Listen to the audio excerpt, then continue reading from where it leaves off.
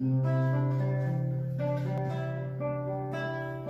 Bapak Ibu Saudara sekalian dalam kasih Kristus.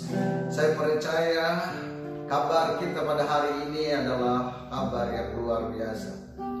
Bapak Ibu, sesuai dengan janji saya bahwa selama 10 hari ke depan saya akan mengajarkan kepada Bapak Ibu apa yang diinformasikan Alkitab tentang Roh Kudus sesudah kita beribadah kemarin hari Pentakosta Day, yaitu hari pencurahan Roh Kudus kepada orang-orang percaya 2000 tahun yang lalu. Dan apa faedahnya kepada kita di akhir zaman ini? Apa perannya? Dan siapa itu Roh Kudus? Supaya kita punya pondasi yang benar, menggali dalam-dalam dan meletakkan dasar iman kita yang benar, supaya kita lebih mengenal Tuhan lebih dalam lagi khususnya di hari zaman ini. Jadi Bapak Ibu, kurang lebih 15 menit ke depan, selama 10 hari ke depan, saya akan mempresentasikan tentang Roh Kudus. Tapi sebelumnya Bapak Ibu, mari kita angkat pujian dulu kepada Tuhan.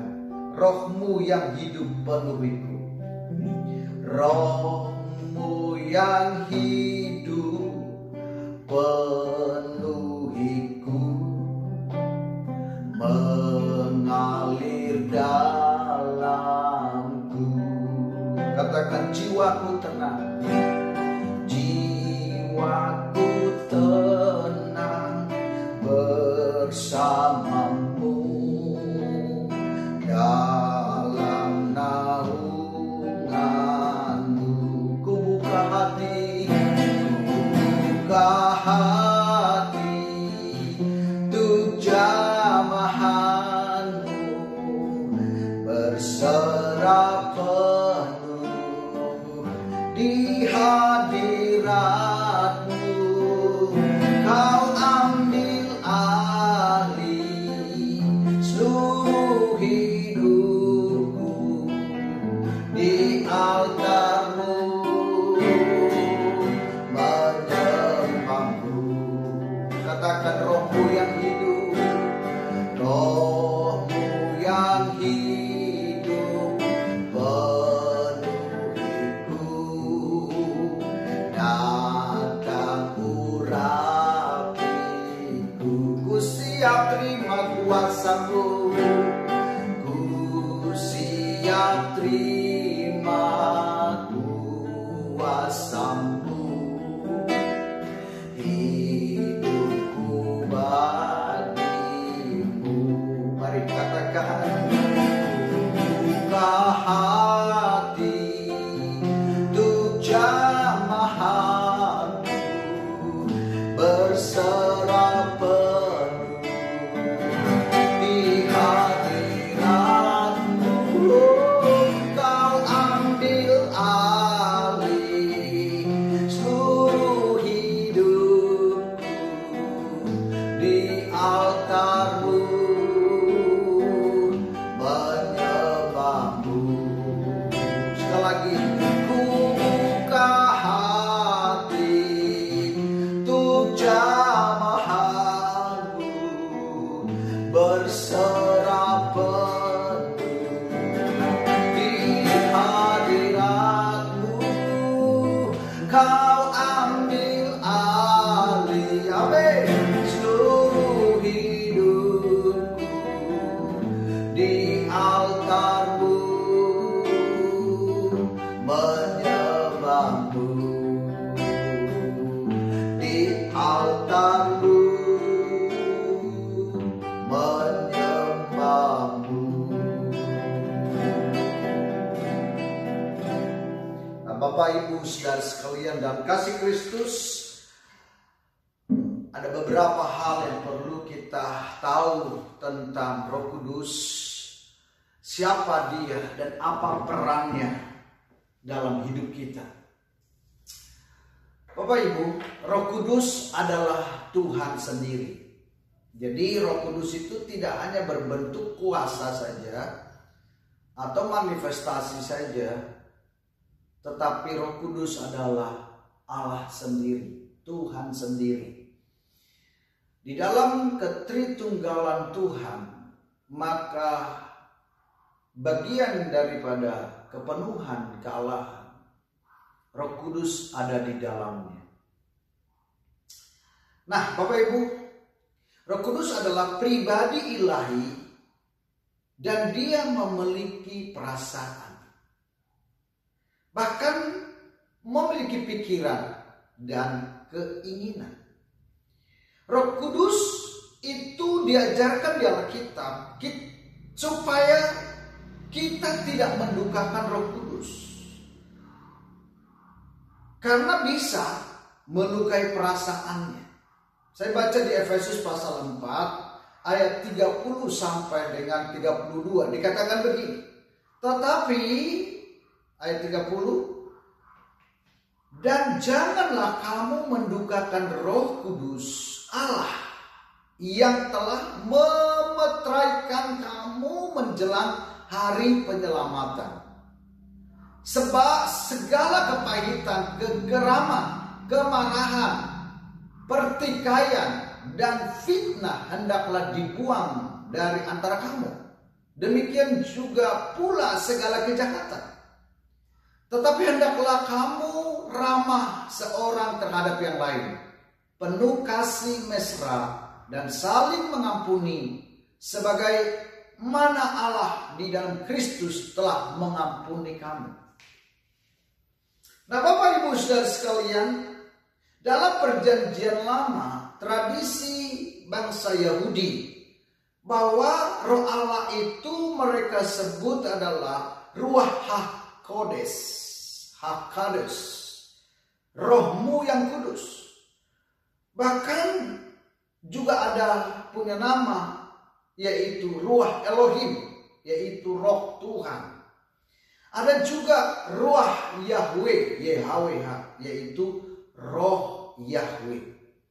Dalam perjanjian lama, kehadiran Roh Kudus seringkali ditandai dengan adanya nubuatan, profetik ke depan. Untuk itu mereka, orang-orang yang percaya pada waktu itu bahwa kehadiran Allah, Roh Kudus adalah cara Tuhan untuk berkomunikasi dengan manusia. Ya, ini secara singkatnya Bapak Ibu ya. Kalau relevansinya atau kita lihat di dalam perjanjian baru, yaitu Roh Kudus itu ditulis 90 kali.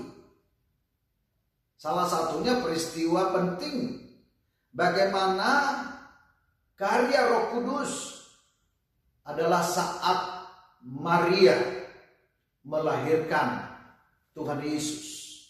Saya baca di Lukas pasal 1 ayat 37 dikatakan, Lukas pasal 1 ayat 35. Ya, Alkitab saya mencatat seperti ini. Lukas pasal 1 ayat 35. Jawab malaikat itu kepadanya, Roh Kudus akan turun atasmu, dan kuasa Allah yang maha tinggi akan menaungi engkau. Sebab itu anak yang akan kau lahirkan itu akan disebut kudus, anak Allah. Itu salah satu karya Roh Kudus dalam perjanjian baru, dan peristiwa itu penting. Nah, selama pelayanan Yesus di bumi, Yesus juga berinteraksi dengan Roh Kudus. Misalnya ketika Yesus dibaptis, Matius pasal 3. Ketika Yesus dibaptis, Matius pasal 3 dikatakan begini, saya baca untuk Bapak Ibu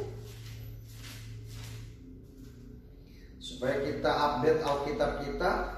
Ayat 16 sampai dengan ayat 17. Sesudah dibaptis, Yesus segera keluar dari air, dan pada waktu itu juga langit terbuka dan ia melihat Roh Allah seperti burung merpati turun ke atasnya. 17. Lalu terdengarlah suara dari sorga yang mengatakan, inilah anakku yang kukasihi, kepadanya lah aku berkenan. Nah, Yesus dibawa oleh Roh Kudus kepada padang gurun, Matius pasal 4 ayat 1. Maka Yesus dibawa oleh Roh Kudus ke padang gurun untuk dicobai iblis.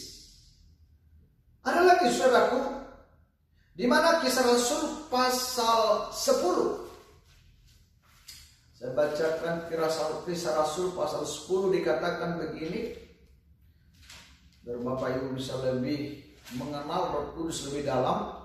Dikatakan ayat 38, yaitu tentang Yesus dari Nazaret, bagaimana Allah mengurapi dia dengan Roh Kudus dan kuat kuasa. Ya, dia yang berjalan berkeliling sambil berbuat baik dan menyembuhkan semua orang yang dikuasai iblis, sebab Allah menyertai dia. Oh, haleluya. Di dalam perjanjian baru juga dikatakan Roh Kudus itu disebut sebagai Roh Penghibur. Yohanes 4 ayat 26. Yohanes 4 ayat 26. Ya, dikatakan, saya bacakan untuk Bapak Ibu Saudara sekalian. Ayat 26. Kata Yesus kepadanya, akulah dia yang sedang berkata-kata dengan engkau. Ya. Ayat 26, ya. Jelas dikatakan di sana. Yohanes pasal 4 ayat 26. Maksud saya 14 ya. Coba kita lihat Yohanes 14. Biar lebih jelas. Ayatnya dikatakan di sini ayat 16 ya. Yohanes 14 ayat 16. Aku akan minta kepada Bapa dan ia akan memberikan kepadamu seorang penghibur yang lain, supaya ia menyertai kamu selama-lamanya. Wow, ya. Juga dikatakan Yohanes 16 ayat 13, yaitu Roh kebenaran. Dan apa juga yang kamu minta dalam namaku, aku akan melakukannya, supaya Bapa dipermuliakan di dalam Anak. Yaitu kita lihat juga Yohanes pasal 16 ayat 13. Tetapi apabila ia datang, yaitu Roh kebenaran, ia akan memimpin kamu ke dalam seluruh kebenaran. Sebab ia tidak akan berkata-kata dari dirinya sendiri, tetapi segala sesuatu yang didengarnya itulah yang akan dikatakannya, dan ia akan memberitakan kepadamu hal-hal yang akan datang. Ya, 1 Petrus 1 ayat 11 dikatakan, harus kita melihat dalam Alkitab kita. 1 Petrus 1 ayat 11. Saya bacakan dulu untuk kita sekalian. Dan mereka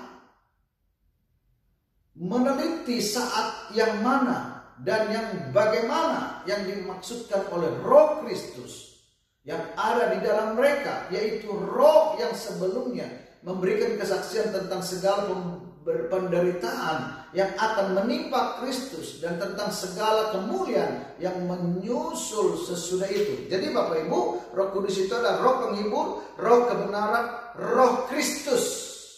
Iya ya. Karya Roh Kudus dalam hidup pengikut Kristus.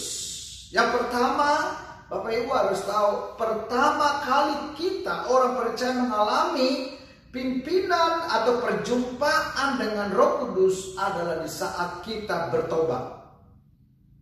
Ya, oke. Setelah kita bertobat dan menerima Yesus sebagai Tuhan dan Juru Selamat kita, maka kita menerima Roh Kudus dalam hidup kita dan pimpinan Roh Kudus sampai hari ini. Roh Kudus memberikan kepada kita seorang percaya, yaitu karunia-karunia yang berguna untuk pekerjaan atau melayani dalam tubuh Kristus. Saling melengkapi. Roh Kudus membantu kita juga dalam kelemahan-kelemahan kita waktu kita berdoa. Saya mau bacakan ini, Roma pasal 8 ayatnya 26 dan 27. Ya. Dikatakan begini.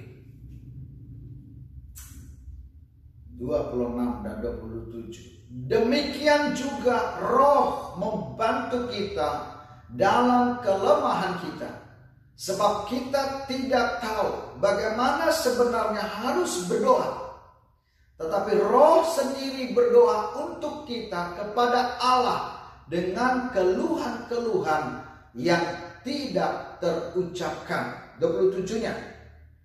Dan Allah yang menyelidiki hati nurani mengetahui maksud Roh itu, yaitu bahwa ia sesuai dengan kehendak Allah berdoa untuk orang-orang kudus.